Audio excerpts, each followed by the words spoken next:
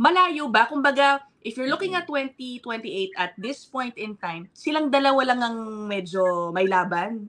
Tama ba yun, Martin? Lumalabas po kasi dun sa data. Yes, Ma'am Ina. Just to answer your question lang po.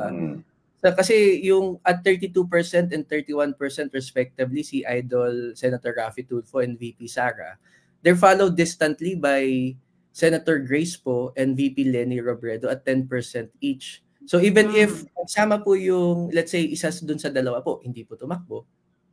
Well, kasi we don't know yet kasi yung kay Senator Grace po, halimbawa po, pag hindi po siya tumakbo, ang second choice ng mga supporter actually ni Senator Grace po, si nahati kay Senator Raffy Tulfo and kay VP Sara Duterte. So even if hindi po tumakbo si Senator Grace po, mapupunta lang din po dun sa dalawang front runners natin.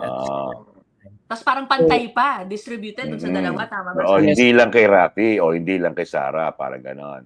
Medyo malayo na din po eh. Si Mayor Isko, number 5 at 5%, and si Senator Amy, 3%, Senator Manny Pacquiao at 2%. Kahit pa